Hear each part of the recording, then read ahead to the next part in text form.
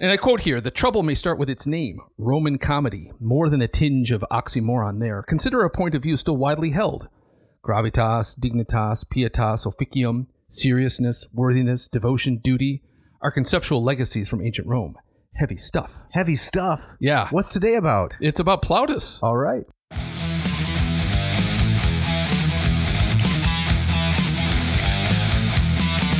Welcome to the Ad Nauseam podcast, where classical gourmands everywhere can finally get their fill. Join us for a delectable discussion of Greco-Roman civilization stretching from the Minoans and Mycenaeans through the Renaissance and right down to the present. And now, ladies and gentlemen, here are your hosts, Dr. David Noe and Dr. Jeff Winkle.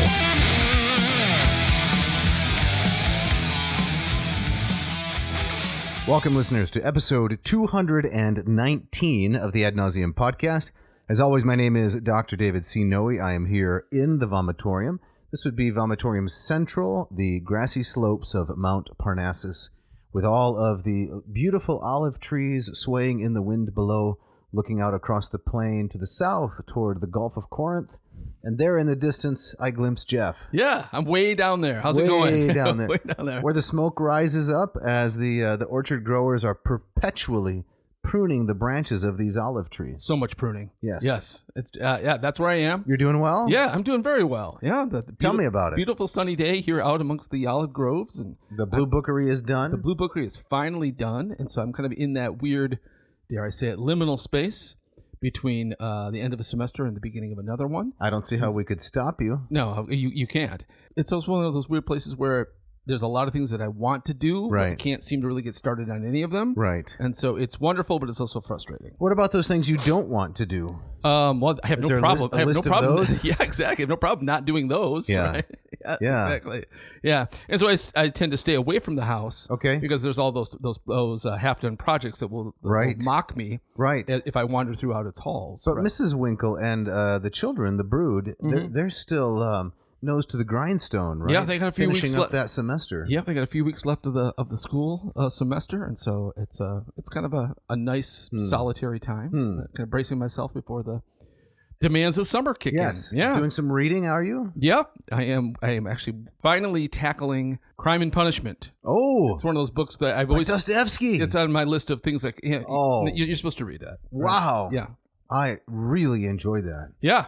That is a phenomenal book. Yeah, I'm about halfway through, and I'm really enjoying it too. It's a new translation. And, yes. Okay. My Russian is very rusty. Emily Wilson, is that the translation? It is not Emily Wilson. Isn't she that? She translated the Iliad recently. No, right? I think she sang in Wilson Phillips. If I'm not Oh, that's mistaken. what it is. Exactly right. I know the pain. Why do you tie yourself up in these chains? Yeah, there you go. Like exactly that? right. Someday somebody's going to come and make you want to turn around or something. Or like that. read this novel. Right. Exactly. It's a fantastic novel, but I can't help thinking about two things. Yeah. When we mentioned Raskolnikov, is that the lead character? Yes. Yes. I can't help remembering that Gary Schmidt, who's been on this podcast twice and who is one of the most brilliant, I would say, practitioners of the English language for kids. Yeah. In one of our conversations with him, he said that Dostoevsky is perhaps too bleak. And I hadn't even considered that. I thought there is no bottom on bleakness, right? this broken, sad world, you can't go down far enough. Yeah. And I still think that, but Gary's comment has really caused me to reconsider.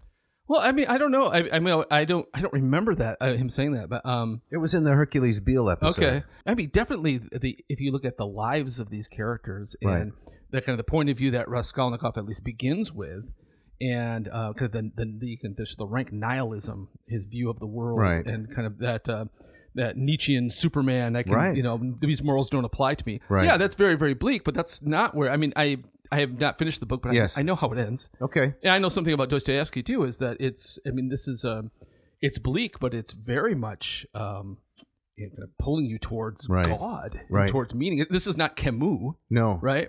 Where just bleakness is the whole point. Now, is that the same guy as Camus? Camus, yeah. Same guy? Yeah, okay. Bertie Camus. Got it. Right. And that's helpful, Jeff. Yeah. And the second point is that when I read, I went through a Russian lit phase, yeah. and I read that novel, enjoyed it, and I thought the femme fatale right? I can't remember her name. Sophia. Sophia. Filipovna or... That's one of my struggles with the book is the abundance of Russian names. Matronymics. And the translator that I'm reading is tried to keep some of the variability that does. Right. So every time a character's name is mentioned, it's a different version of his Interesting. name. Yeah. Interesting. Yeah. In any event, Sophia, as I understand, is definitely borrowed from the femme fatales of Sophocles, because Dostoevsky had somewhat of a classical training. And so he knew Sophocles. And so the feminine characters in his 5 major novels, they're based to some extent upon a Sophoclean portrayal. That's really And I'd like to interesting. get your thoughts on that. I mean, I hadn't thought about that, and It's not original to me. It's something I read somewhere. I'm wondering. I mean, Sophia. I'm just getting into the part, and she shows up fairly late. Right. I mean, she's definitely kind of the foil to Raskolnikov's nihilism. She's a courtesan, right? She's a courtesan, Right. And she's kind of driven by very bleak poverty circumstances to kind of do what she has to do to survive. But even in that, she maintains a kind of a hopefulness, right? A kind of a grounded belief that life is bigger than what we just see in front of us. So I'm wondering kind of which Sophoclean heroine that would map onto. Right. She doesn't have kind of the Antigone, which doesn't have the ferocity of an Antigone. No, but she's star-crossed, you might say. Yeah. She's surprising.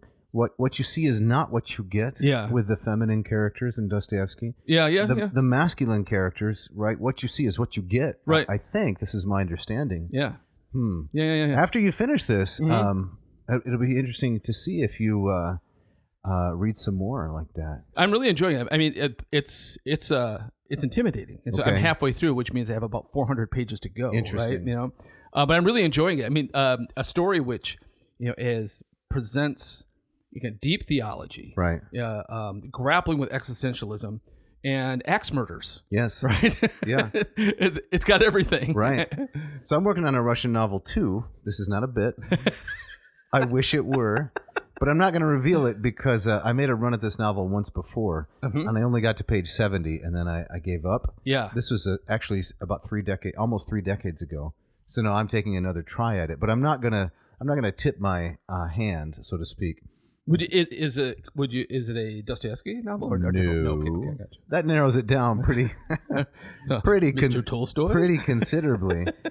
Could be, and I have read Anna Karenina, which is phenomenal. So we'll see. Maybe it can be the summer of Russian lit on the Ad Nauseam podcast. Right. I wish there was some way to tie this into classics, and perhaps there is. Well, you did with the Sophocles comparison. Yeah. I suppose. And there is some hints in Tolstoy that he just loved classical Greek. That was the paramount language for him, and he's right in that. And another thing that I just find fascinating is you get this glimpse into 19th century kind of late Tsarist Russia, right, which is a fascinating kind of wild gambling, drinking, Wild West world. That's right. Yeah, everyone's speaking French. Everyone's hating, I suppose, the aristocracy while they're part of it. Exactly. And there's waves of Marxism, flowing across the society. Right. It was that one of those things that surprised me was kind of the cosmopolitanism of it. Takes place in St. Petersburg, and the number of French characters, the number of German characters, right. And I don't know much about Russian history. It's very Wikipedian, right? But I never imagined Russia to be that. We both grew up in communist Russia, right? That's right. Behind the Iron Curtain, so to speak. It was one red dawn after the next. That's right. So, I mean, this is a radically different world. Yeah. But again, my understanding is that that's the western part of Russia, right? Right. The central, rural, non-urban centers. Would have been very, very different. Very different, right? I mean, it's a massive land mass. Mm-hmm. And things I learned about Dostoevsky is that that he went to the gulag for having not unpopular but kind of illegal opinions, right? And so he lived this wild, awful life. As long as we're digressing, the way I got into Dostoevsky was by taking a course at Calvin College at the time on Solzhenitsyn. With the late what is his name? Ed Erickson. Right. So we had to read the 5 major novels of Solzhenitsyn, and then that kind of inspired me to read a bunch of Dostoevsky. So that's all I read for a summer, and it occurred to me that they're kind of like bookends to the Soviet Union, in the sense that in the Possessed, another Dostoevsky novel, Dostoevsky anticipates the terrors of communism.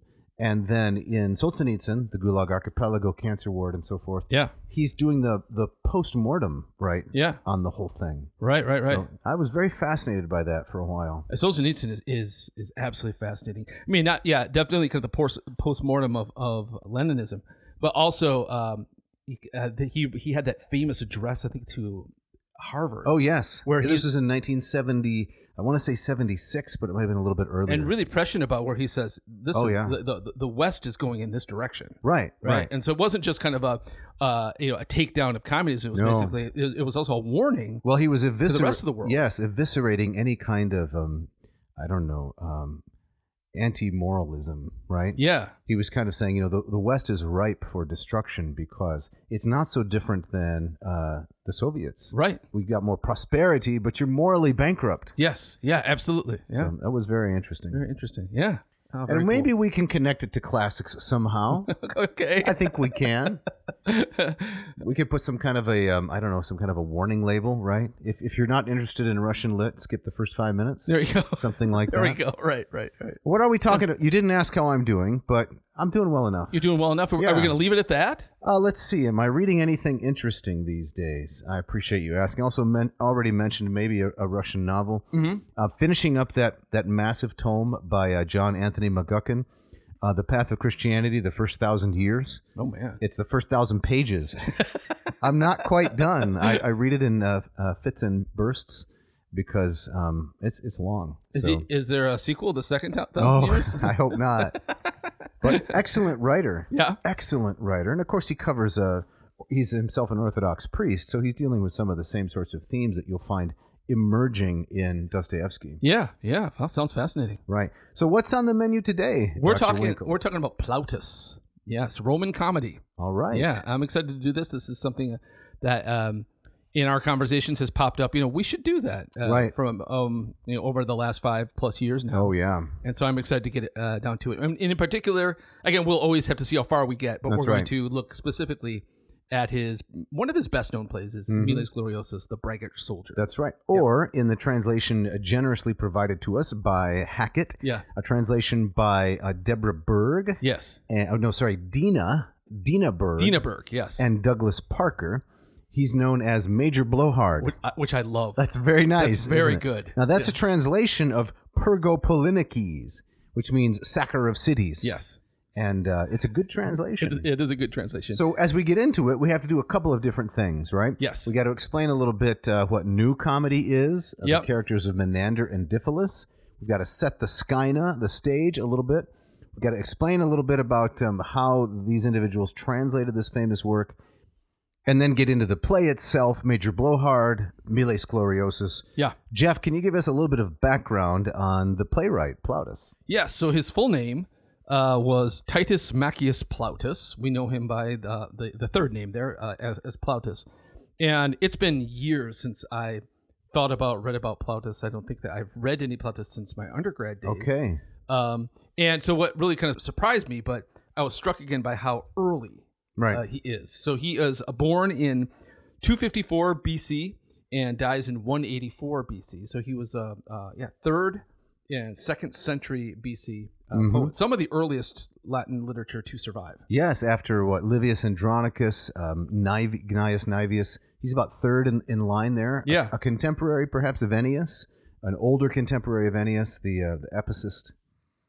Yeah, and so he was particularly active during the heart of the Punic Wars, Rome versus Carthage. And as the introduction in the translation that we're using, it's suggested or it's remarked that the comedy became very, very popular on the heels of kicking Hannibal out. Right. And so maybe that kind of entertainment was spurred by this moment of I don't know, patriotic zeal. Levity. Finally. Yes, exactly. You finally drive the maniac killer out of your homeland, your peninsula. Yeah. It's time to, it's time to laugh. Sit back and have a few chuckles, I would say. Yeah. So should we talk about what we mean by new comedy? Yeah, I'd like to say just a little bit more about his biography, though, if that's okay. And this is from one Jean Biagio Conte. This is page 49. Various ancient sources explain that Plautus was a native of Sarsina, a small Apennine city of Umbria, today in Romagna. This is confirmed by a punning allusion in Mostellaria, which I believe is the haunted house, right? Okay, yeah. Plautus, then, like nearly all the Republican writers of whom we know, was not of Roman origin. Unlike Livius Andronicus and Ennius, however, he did not belong to an Italian cultural region that had already been fully Hellenized. It should be noted as well that Plautus was certainly a free citizen, not a slave or a freedman. The notice that he performed servile tasks in a mill is a biographical invention based on an assimilation of Plautus to the rascally slaves of his comedies, who are often threatened with this punishment. That's really, really interesting. So think about yourself here, Winkle, and your career as a podcaster and so forth. Yeah. Right. Later on, thousands of years from now, when historians and archaeologists are combing through your oeuvre, and they find your podcast, right? Yeah. They're going to, think that maybe you really were in Delphi. They're gonna try to, derive biographical details. From the endless supply of inane nonsense that we spew through these microphones. Exactly. Is that kind of what happened? I think so. I think that's when a tone is misread, right, or is read into, or when people are desperate for information to hang on to. Yeah, lots of misinterpretations can take place. It also struck me too, just as you were talking, the tradition about Terence, the other Roman comedian whose work survived. Right. He's later than Plautus, but that he was from Carthage. Right. And that he was a slave and was ultimately emancipated. Publius Terentius Afer, the African. Right. And it made me think about, even in modern comedy, there's a kind of a subgenre of outsider comedy. Okay. It's the people who are didn't grow up in America. All right. And they can come and often that kind of comedy is involved with lots of wordplay. Smirnoff. To tie it back to Russian lit, remember the very famous comedian Smirnoff? Yes, exactly. Named after the vodka? Yeah.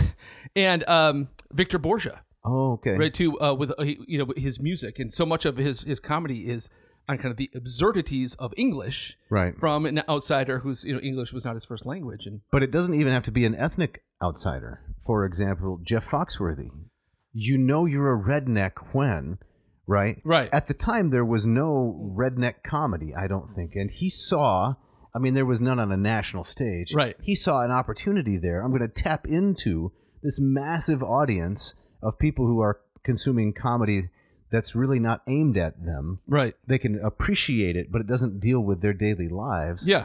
I'm going to touch on that nerve. Absolutely. And I think a lot of comedy works in how well the comedian convinces the audiences that they're an outsider too. Exactly. Right? It's kind of that underdog. Right. Right? And I think I see a lot of that in Plautus, and I'm sure it's everywhere in Terence as well. Yeah, I want to take a little jab at Terence before we go into Plautus a little more. Right. And I'm going to quote here from something I learned from Conte once again. It is what Julius Caesar said about Terence. Okay. He said that he was a puri sermonis amator, a lover of pure style. And ever since I learned that in grad school from Conte, it has stuck with me because Terence is a comedian.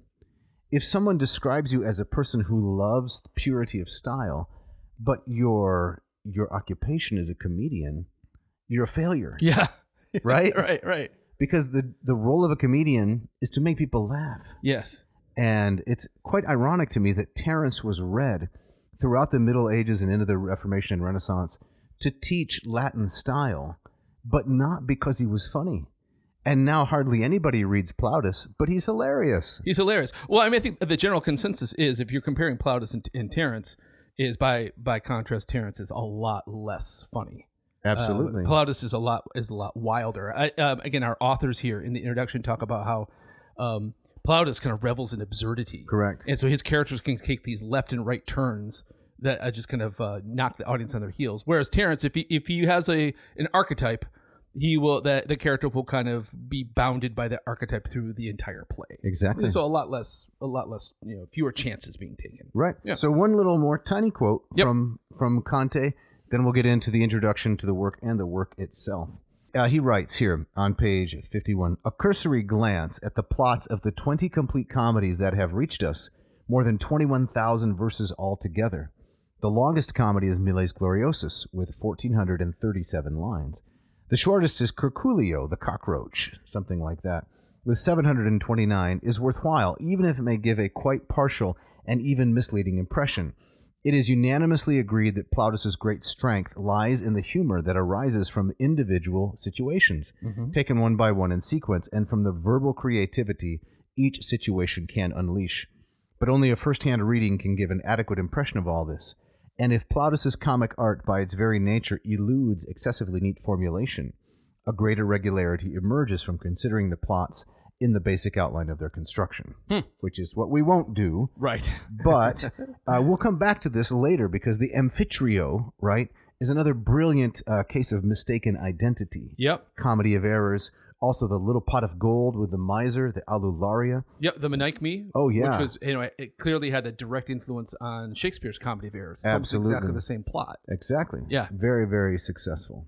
And now, Jeff, you're going to give us a little bit of what new comedy is and where Plautus fits. Right. So this is it's still one of the bigger gaps in our knowledge. And so new comedy as opposed to old comedy. So when you talk about old comedy, Greek old comedy, you're talking about Aristophanes. And it's a very different animal than what we see in Greek new comedy and what we're going to see in Plautus. And we've done some Aristophanes on this show. And in those episodes, we've emphasized that, wild, kind of absurdist plots, but also hard-hitting political, in-the-moment satire. Right. I'd like to mention 2 episode titles, if I may. Please, You yes. Can't Be Cyrus. Yes. And Cloudy with a Chance of Socrates. There we go. All Yep. right. Yep. And I think we also covered the frogs at one point, too. Yes, as well. we did. Yep. Yeah. 2 occasions. Brekkekekex Coax, Yes. which was your translation. And then we had Diane Arnson Svarlin on. That's right. Talked about it, too. Right. And so it's a very different kind of comedy. It's very kind of in the moment. It's very in Athens, late 5th century, very localized. And new comedy is, by contrast, is much more kind of battle of the sexes. Yeah. It's more urbane. It's situation comedy, right? Right. So in my classes, the comparison I've always said, Aristophanes is South Park. Menander, the best example of Greek new comedy, and Plautus is more of a sitcom. Okay. Yeah. Like Friends? Yeah, like Friends. Fiends? It's more the comedy is drawn out of misunderstandings between Right. friends and family and that kind of stuff. But Greek new comedy, there's really only one surviving example, and that is this figure of Menander. Right. And I think only one full play survives. Yes. Discalus. Lots of fragments. Yes. Discalus, the grumpy guy. That's right. But we also know from other authors whose work does survive is that Menander was incredibly influential. Right. Yeah, it's quoted in the scriptures a few times. Yeah, right. And so very, very important. It's just one of these quirks of history that we've lost most of his work. And so Menander, 4th century, 300s BC. Right. And then Plautus comes along in the next century to give a kind of a Greco-Roman version of this same kind of comedy. Right. And if I can quote here from pages 7 and 8 of the Hackett translation by Berg and Parker, they say, Plautus's jokes are broader and bawdier than the Greek originals. He makes up new words with Susian panache and Sausurian slyness. His philosophy on puns is, once is not enough. He's your kind of guy. Hey, cut it out. For those who missed the first time, he provides instant word replay. Though spare in plot, his comedies bulge and burgeon and burst their bounds. Yeah, see, I don't go in for alliteration. Too easy. With vaudeville-like shtick and sight gag, not to mention song and dance, his love of downright silliness, music, and general cynicism may call the Marx Brothers to the minds of moderns. The stagecraft his lines demand is prodigious on its own. Yeah. So then they go into a brief contrast with Terence. And do you want to read a little bit of that? Because I think it's quite helpful for us to understand how to situate Plautus. Sure. So further on down that page, Publius Terentius, Terence, Afer, saw his first play produced in 166 BC. According to his ancient biography, he was born in Carthage and came to Rome as a slave. Purchased by Terentius Lucanus, he was given his name, his education, and later his freedom. He then acquired the patronage of 2 well-read, high-standing Roman aristocrats, Scipio Aemilianus and Gaius Laelius, who fostered his literary career, much to the annoyance of competing playwrights. So there, too, probably that irritation at an outsider, given this special treatment. He won a Guggenheim Fellowship. Yes. Terence preferred Greek originals with higher moral content and remained true to their philosophical spirit. On the other hand, he borrowed bits from some plays to pep up others. This approach got him in trouble both with the lowbrows for not being funny enough and with the snobs for not being pure enough. Man, I wish we had, not just for these guys, but more evidence of kind of audience reaction. I wish so too. Yeah. But we have all 6 surviving plays of Terence, and I think I had to read 2 of them in grad school. Yeah. Enjoyed them okay, but after you read Plautus, they're a little snoozy. Indeed, yeah. Where's the jokes? Where's the bombastic wordplay? Yeah, you can forgive Terence a little bit because his career was so short. Yeah. Later in this same paragraph, we learned that. So his first play was produced in 166, and then he dies in 159. Yeah, 7 years. And so basically 1 play a year right. that he writes, and that's all we get. Well, in one of his prologues, I know this is about Plautus, but I got to take another shot at Terence. Yeah. In one of his prologues, he describes his great disappointment that while his play was being staged, right, a previous play, the audience got up and walked next door to watch the jugglers.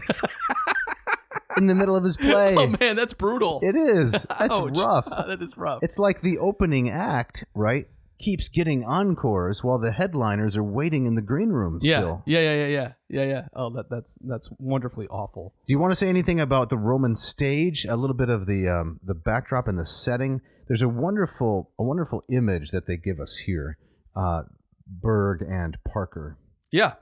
They're right. Republican Rome was a tough crowd to play, especially when Plautus and Terence were writing. Now, I thought this was interesting too. Is I was thinking kind of beyond this is that this kind of comedy, once Rome kind of expands into an empire, it really disappears. Yes, you're right. I've always been fascinated by how kind of the freedom of comedy as kind of the thermostat for freedom in a culture, right? Right. And so I think that you're going to mention Dave Chappelle, right? Chappelle, or again, things like South Park. What are the lines that culture draws? What can you laugh at, what you can't? Right. Is a fascinating topic. And so you think about the kind of things that Aristophanes could get away with. I think that says something about the uniqueness of the Athenian democracy at the time. I mean, people had their guns out for Aristophanes, but the fact that these plays survive and they was wildly popular is really quite striking. And so here too, the things that Plautus is able to kind of stage and the kind of characters he can put out, the kind of jokes he can tell, I think that says something about the Roman Republic, right, and its openness to these kinds of things. And so even as our authors here say this was a tough crowd to play, they were clearly kind of hungry for this kind of thing. Absolutely. Let me continue. Dramatic performances were merely one part and hardly the central part of religious festivals, which were open to all members of the public. So again, a reminder that anything that the Greeks and Romans did publicly had some kind of religious element underneath it. The audience included male citizens of all ages, women, children, babies, slaves, as well as prostitutes singing to expand their portfolios. So the audience included babies? Apparently. So you had to write to babies? Man, no wonder it was a tough crowd to play. Crowd. You have to make the babies laugh. Correct. You got to make the grumpy old men laugh. But the babies, the response is all wah. What are you going to do with that? Exactly. You can't tell. Right. And even there too, a lot of scholars think that even at the height of the Athenian democracy, that there's not much evidence that women were even allowed as audience members. And so here, this is much more egalitarian. The Roman officials responsible for organizing these festivals usually had further political ambitions on their minds. Yeah, leave it to politicians to ruin comedy. Yeah, every time. They would even dig into their own pockets to delight a populace that ran from keen to uncouth. And so dramatic performances competed for their attention on the same ground with more visceral spectacles, boxing matches, horse races, tightrope walking, gladiatorial combats, and so on and so on. Have you heard of chess boxing? Oh, what's this? Well, it's people with gloves, right? And they go around, then they play chess, then they go around, then they... So there's a chess game going on at the same time while they're in a boxing match. Right. Oh, wow. They kind of just go back and forth? Yes. Right. Clever idea, right? Because you have to keep your wits about you, right? To, I don't know, to know the difference between like the king's pawn and the queen's gambit and so forth, right? While you're getting pummeled. Man, so the game would end either in a knockout or a checkmate. Exactly. It's interesting. A checkout. A checkout. Yeah, I imagine if those rounds go on, it's gonna be harder and harder to see 10 moves ahead. I would think so. To make matters worse, say Berg and Parker. Even more difficult, Rome had no permanent structure like the venerable stone theaters common in Greek cities. Instead, they had basically a long porch with 3 entrances. If we skip down to that little diagram, which comes a few pages later. Yeah. And maybe this is a good time, Jeff, to mention that we're going to give away a copy of this book. Oh, yeah. Courtesy of Hackett. Fantastic. And if the listener stays with us to the end, we'll give them the secret code word. But this is on page 11. We have house, alley, and house. So there's basically three settings on that one stage, and they're representative. Yes. It's not a fully elaborate set. Right. And so in a typical kind of comedy of errors, one house would represent one family, the other house on the other side represent the competing family.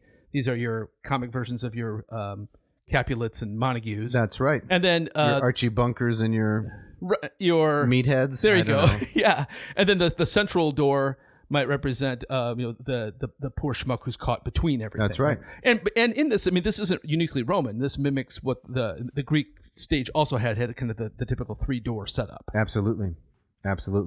Maybe one final little point here, and then we'll get into the play itself, and that is when they talk about a word from the translators. Yeah. Oh, I think this is so interesting. Bottom of page 9. Yeah. Can you read some of that for us, please, Jeff? Absolutely. Why, the reader might ask, have you made these translations? Haven't these plays been translated already? The point is well taken. We could argue up-to-dateness. Popular comedy, Greek and Latin, was topical and timely in its diction, and our language changes rapidly these days. However, Plautus and Terence certainly don't lack for other versions into American English, especially in this decade. When was this book published? That would be 1999, Jeff. Okay. Do you remember the 20th century? I do. Dimly? Just barely. It's getting fuzzier every year, though. It was all Red Dawn and Total Recall. Oh, exactly. It was Patrick Swayze and... and a little bit of Keanu Reeves. Yeah, a little bit. Just Gross Point Blank. Gross Point Blank, which was with surfing That's right. Killers for Hire or something like that. I don't know. But back to Plautus. Plautus, yes. He's saying in this decade, there's been a lot of translations of Plautus. So again, addressing the question, why this now? Yeah, so what do they say? They say, but we come at a particular concatenation of criticism and sensitivity. Yeah, baloney. Not buying it? No. And share a particular conviction or delusion, as you choose. The time is one when the standard categories in which these playwrights have been seen have been inverted.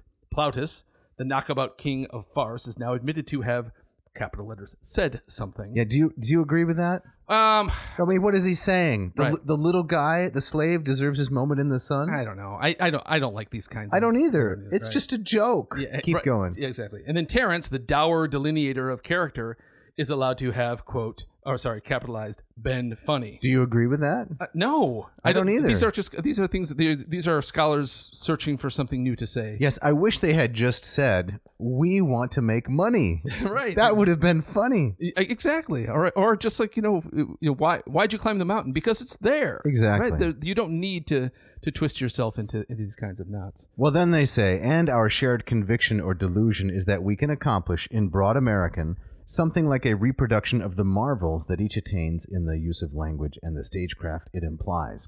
So we should point out that this is 5 comedies of Plautus and Terence. They sandwiched them together in this particular Hackett work. Right. And I think it's also jumping down on that same page. I think our audience might find this interesting is having translated a few works into English myself. That question of like how far do you stray from the language, right. And why?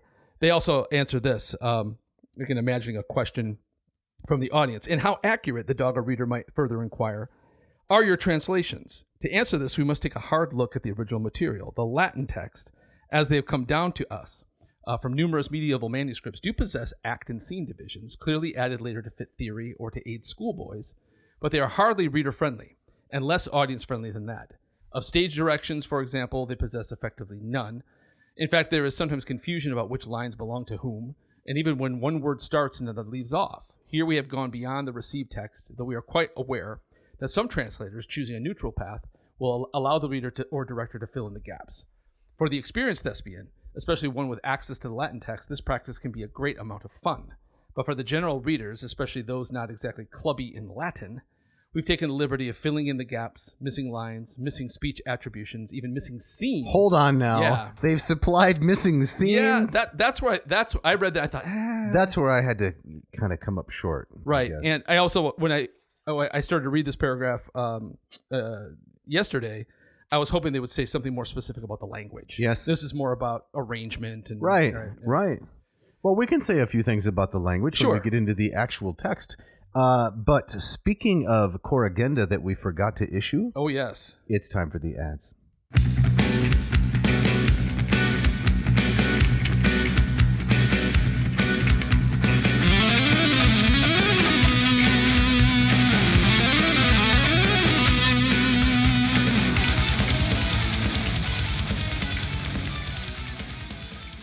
Listeners, are you you got, I think this might be their last chance.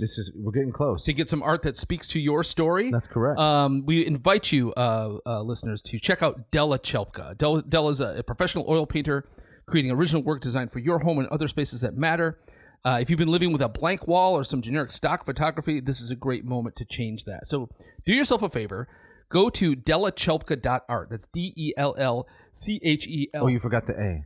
Oh, did I really? Yeah. Okay, sorry. Uh-oh. DELLA. There you go. CHELPKA.art. And check out her phenomenal catalog. And this is your last chance. If you find the piece of art that you would like, and you type in this coupon code FINAL20, FINAL20. You spelled final for them? I did. Okay. This is, in case I didn't pronounce it clearly it's okay. enough. It's all right. FINAL20, and that will get you 20% off one of these wonderful paintings. Yeah, check it out. You want to see that for sure. This episode is also brought to you by the good folks at Hackett Publishing. Hackett wants us to explain to you, dear listener, that they have something new coming out. The Hackett Signature Editions Collection. The Hackett Signature Editions Collection offers premium hardcovers of select titles in the Hackett catalog, featuring Smith-sewn bindings. Hardcovers wrapped in FSC-certified material with linen-like embossing that mimics cloth. Stamping on the front cover and spines in pigment, foil color matched to the end sheets. A black satin ribbon marker. Acid-free 50-pound cream-colored paper. Man, these sound beautiful. They sound really fantastic. Yeah. It's making me a little bit hungry. I don't know if... Are we supposed to consume these with our stomachs, our eyes? What's the...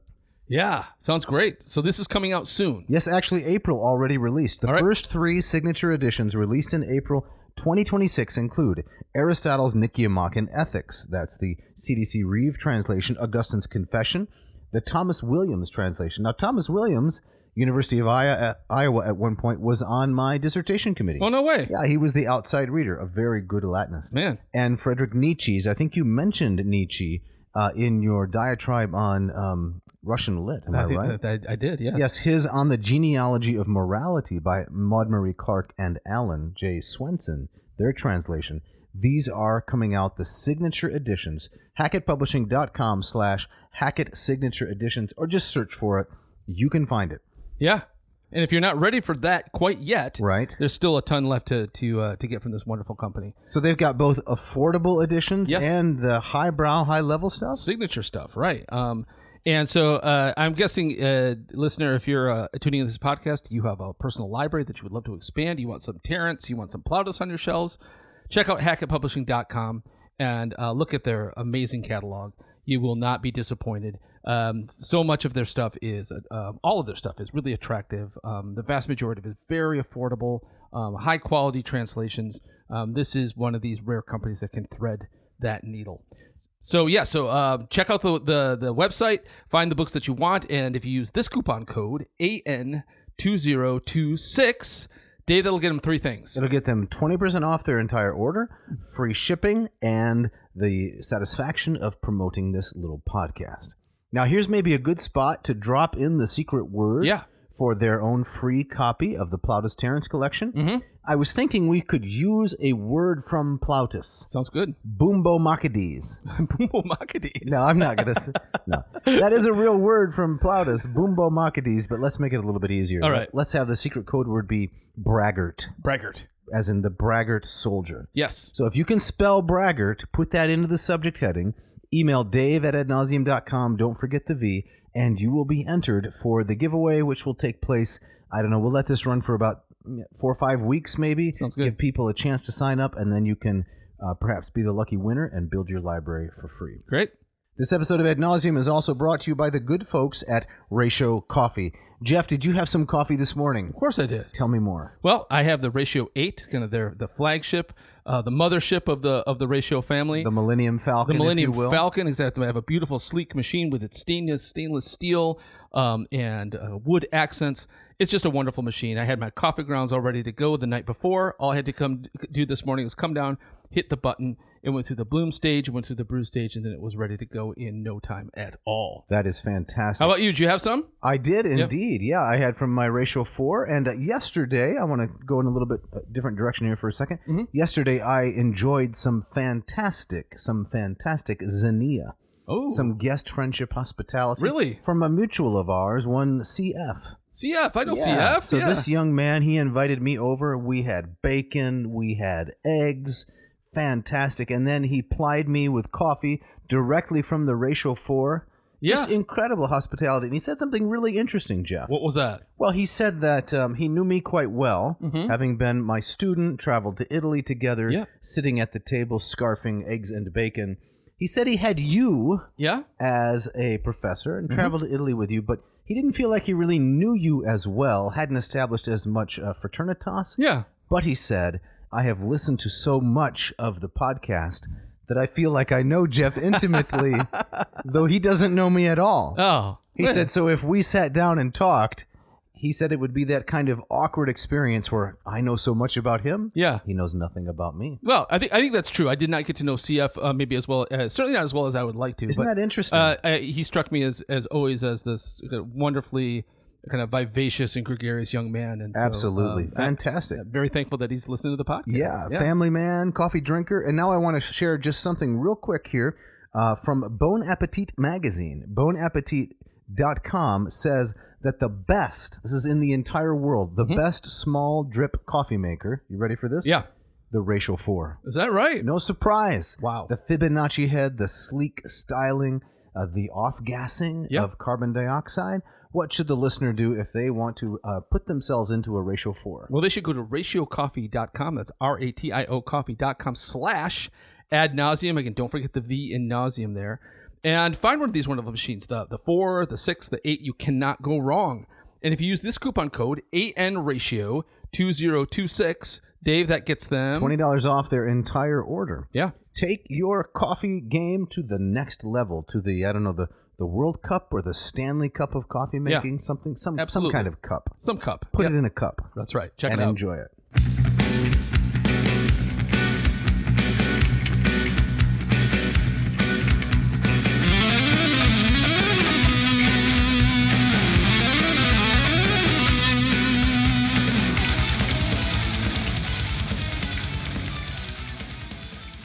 All right, Dave, let's get into the nittis grittis, shall we? Okay. Shall we start with reading some Latin? I would love to. You want to do the opening lines? Yeah, so this is Act 1, Scene 1 of Miles Gloriosus, and these are going to be read in what are called iambic scenarii.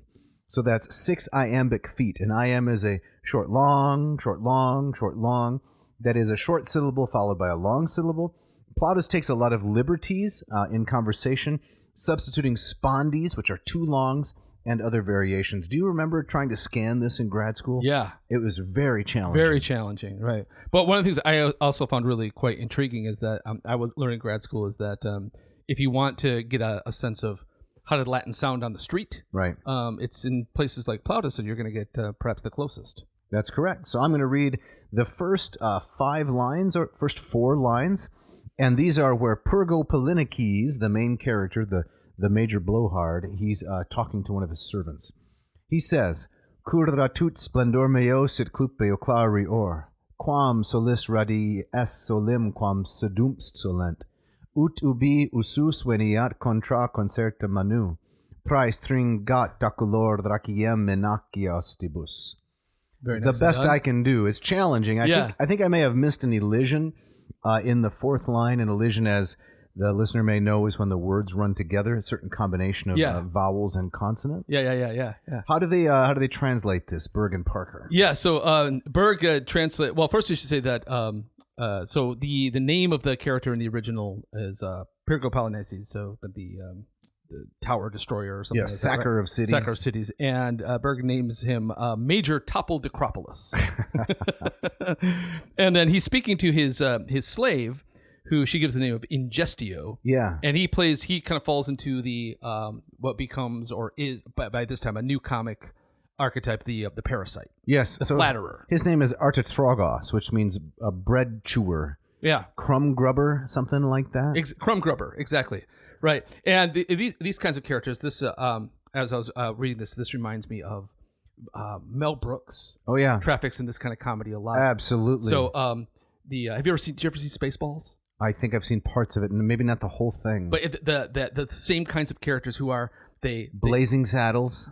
Yes, but Spaceballs has these characters where they're kissing up to the president on the spaceship, but the minute he turns his back, they're like turning towards the camera, right, and giving these sarcastic asides. It's right out of Plautus. It's pure Plautus. Right. So Ingestio is the parasite. So to Major Topple Decropolis' face, he's the best thing ever. Right. But then you're turning to the audience and whispering about how ridiculous this guy is. So, but this is just these opening lines are spoken by the Major Blowhard here, and our translation goes: "Fall in. Objective: implement shining of shield. Make sure it outshimmers the merciless rays of summer. Thus, when its time is at hand, when I'm toe to toe with battle line, A, the dazzling blaze of light will addle line. B, the enemy's line of sight. Second objective: condolences to my sword. No, I want to do it myself. It's mine. Quote, sad sword who hath acted so long at my sash, droop not, though you long to make foe into hash."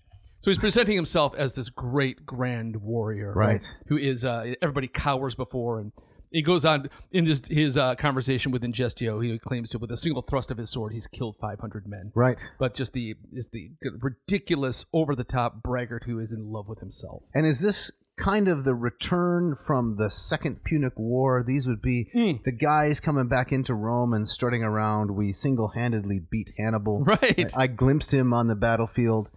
I don't know if there is a possible sort of analog, but guys who came back from World War II saying they gave it to Hitler. You know? I mean, different setting maybe, but of course they never encountered the boogeyman directly. Right. They were part of a large battalion, and they may not have even seen any, not to diminish their heroic efforts. Right. But it's just the nature of the circumstance. You're going to tend to exaggerate your role in these things. Exactly, and right. Maybe Plautus is playing on that. Maybe, and maybe taking a little air out of that balloon is that that kind of that braggart or the guy coming home from the front telling these tall tales. Maybe that was something that like everybody recognized. Correct. Right. As a trope, or right. a type. I was watching this morning some clips from the 1966 film A Funny Thing Happened on the Way to the Forum. So was I. Which is a mishmash of lots of kind of Plautine comedy. But there is a character who is named the Miles Gloriosus. Yeah. And there's a great scene where he's riding into Rome, singing this song about himself. My bride, bring me my bride. Right. And in that song he says, I am my ideal. That's correct. I think the lyrics were by Stephen Sondheim. Yes. Right? And I believe he got one of them exactly right. Because at one point he says, I am a parade. Yes. Which, if memory serves, is a direct translation of Pampa Sum in Plautus, which means I'm a parade. I'm a parade. That's great. I love that kind of stuff. Yes. So he's he is fully embodying the title of this play with this opening kind of. He's our translator suggests that we picture him looking in the shiny interior of his shield. Right. Can't stop looking in the mirror. Like a Narcissus. Right. Exactly. Like a Narcissus? Yeah, there we go. Yeah. How about on page 7 we do a little bit of sticomythia? Let's do it. Of dialogue. I'll be Ingestio. And I'll be Major Blowhard. You can be Major Blowhard. Yes. Here and directly adjacent, sir, next to a hero so forceful, so favored by fate, flaunting so noble a profile, a warrior of such, why Mars himself would blanch to mention his manliness, much less rank it with yours. And did I not save what's-his-name on the green of Gallinippers, where clamorous hostilities, the son of egregious Mercenarius, grandson of Neptune, was highest supreme commander-in-chief? I remember him well. You mean, of course, what's-his-face, with the priceless panoply. One touch of your breath was all it took to blow his troops away as the wind snatches leaves, nay, the thatch from a rooftop. Yeah, that was nothing. By gosh, it certainly was, that is, compared to what I could say of the rest of your daring do. That you didn't. Ever heard a bigger fibber? A breezier bag of wind? If you have, you can haul me off in chains. I'll surrender myself into legal bondage. The only thing is the olive dip here in this joint is insanely delicious. Right, so that last bit, we imagine he's speaking, That's right. he's speaking to the audience, right? Telling like this guy's he's Right. ridiculous. So basically, Plautus invented the convention of breaking the fourth wall. Yeah, looking at the camera. Exactly. Yeah. Because the clever slave is the hero of each of these comedies in some sense. Yes. And he's always speaking directly to the audience, telling them what he's going to do and how he's going to do it. Right. I love this bit too. One touch of your breath was all it took to blow his troops away. I mean, that's a non-pliment, right? Double entendre. Right. It's wonderful. That's right. Then the major says, you're going to read a little bit more Sure. there? Where did you go? Right here, sir. And what about that elephant back in India? Remember how you bashed your fist straight into his funny bone? With a little effort, you would have been up to your elbow in elephant, fist poking through the guts and bone, transpiercing the hide through the other side. Yeah, I don't want to hear any more. At least not here and now. By gosh, of course not. Why should you bother to sing your praises to me, the man who knows them all? And then, of course, he has another aside here, which he aims to the audience. It's my stomach's idea to put up with this pain in the you-know-what. Unless my ears are willing to swallow a snootful, my molars have nothing to mull. I salute whatever he says. Right. So in Gestio, he's a very craven kind of character. Correct. He becomes, in some ways, he kind of speaks for the he speaks for the audience, or kind of tells the audience what they already know, that this guy's ridiculous. Right. But he's also kind of a low character himself, is that he flatters Major Blowhard because he can get free food and free money out of him. Right. So that's the whole deal. And then if we skip ahead to page 10, as the dialogue continues between the Major Blowhard, Emiles Gloriosus, and the parasite. Yes. So the Major says, speaking of which, it's time we were pressing onward. Our target, downtown. Our mission, distribute cash to fresh recruits appended to yesterday's payroll. King Seleucus, the major potentate of Asia Minor, has recently made an urgent appeal for soldiers of fortune. He begged my help in the rounding and signing up thereof. And so, I vow that today I do nothing but succor the king. So now we get plot development, right? We get a little bit of exposition as Plautus unrolls the plot. And I think they mentioned in the introduction that one of the things that makes me sad, I think in Gestio, he disappears from the play. Yeah. And we don't see him again. Nope. Yep.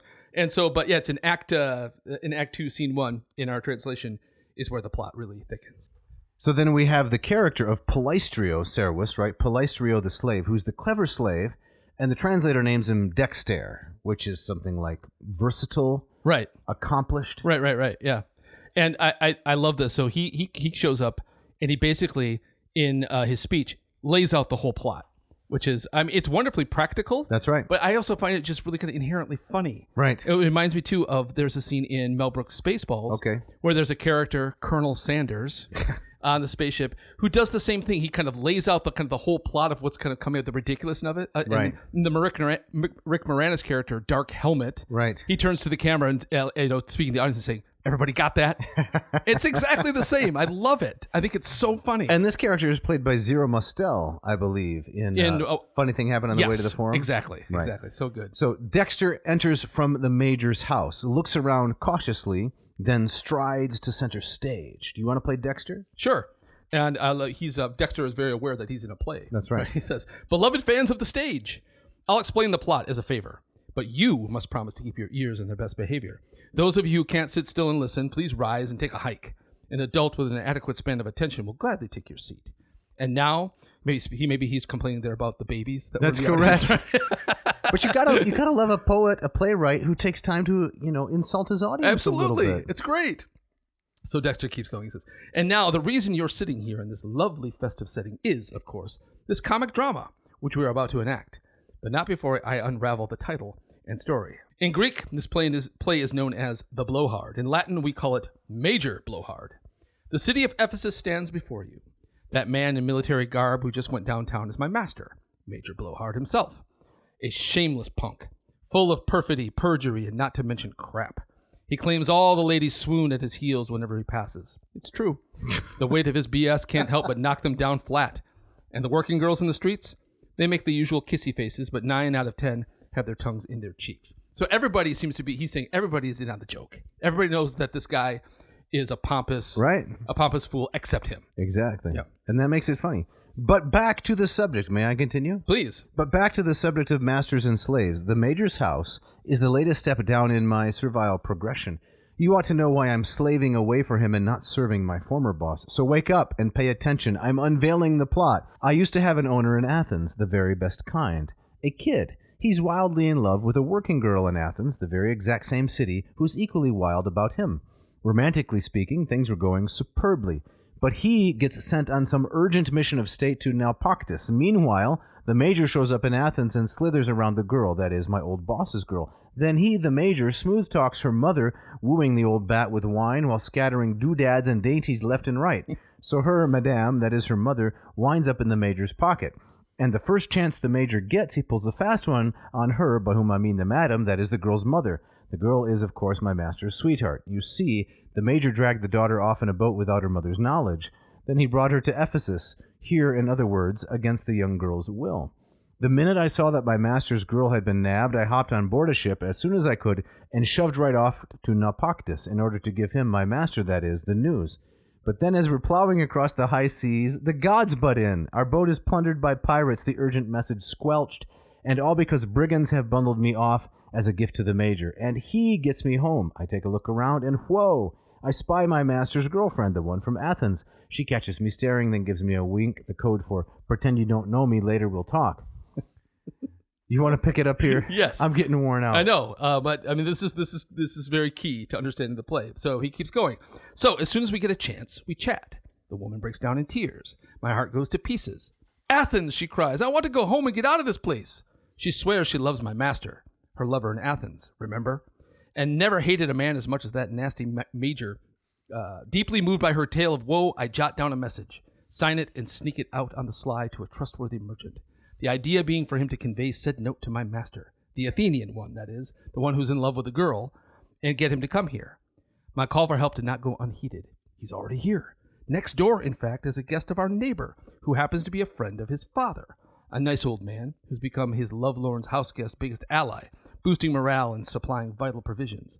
I, myself, have managed to engineer within our house the consummate contrivance by which the lovers may convene together with each other. You see, the Major had cooped up his cupcake in sort of an armored boudoir that she alone may enter. I breached that bulwark. I made a hole in the wall, thus allowing the girl to advance and retreat under cover between our two houses.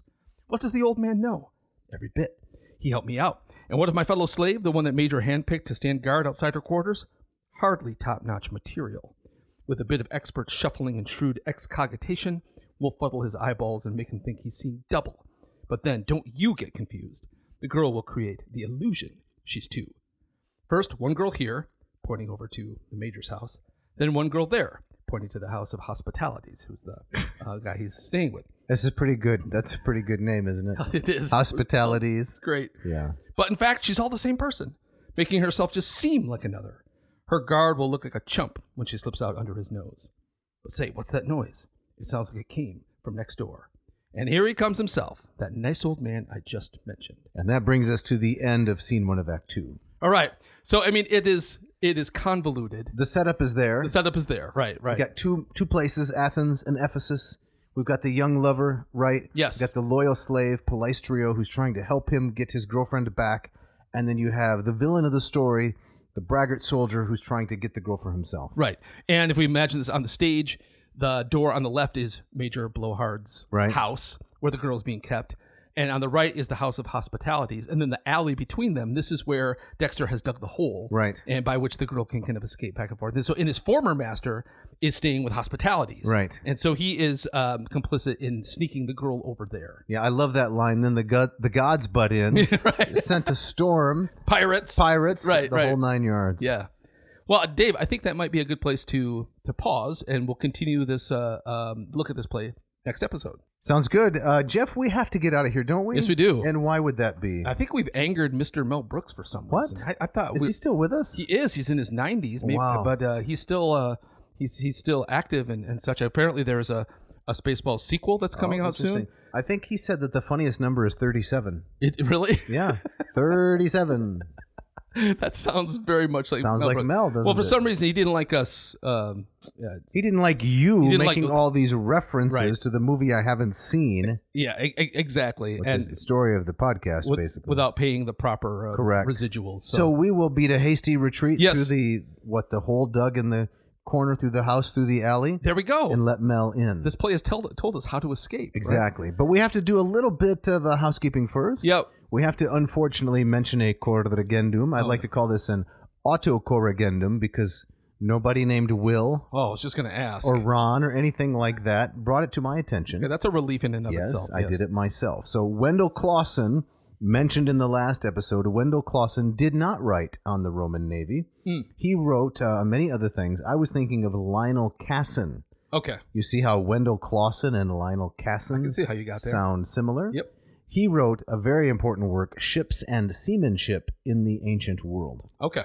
That's Lionel Casson. Now it has been corrected. Excellent. If you want to win a copy of this great translation of Plautus and Terence free through Hackett and their generosity, send dave@adnauseam.com. Don't forget the V, your name, and in the subject, you need to have not Boombo Macades, but Braggart. Braggart. That's correct. And if you want to get in touch with Jeff, then what should they do, Jeff? They should write to me, jeff@adnauseam.com. Don't forget that V. If you got an idea for the show, if you got a question, if you got a complaint. Especially complaints. If you have a corrigendum. That's right. Don't hesitate to write us. We'd love to hear from our audience. Yeah. And Dave, if they want to write to you, dave@adnauseam.com, right? Yes, and if they want to learn how to read some Greek and Latin, please go to latinperdiem.com and check out my many courses. There's no better time to start than right now. We've got some great signups recently, some people coming on board. We are developing actually a Greek language app. All right. It's coming along, but you can get right now the Calvin's Latin Bible app on Android and the iTunes store or the App Store, something like that. Search for Calvin's Latin Bible. All of the Psalms free, macronized text. I'm reading the Latin for you. So if nothing else, you can improve and practice your pronunciation. It's a great study tool. Check that out. Excellent. A final quick note.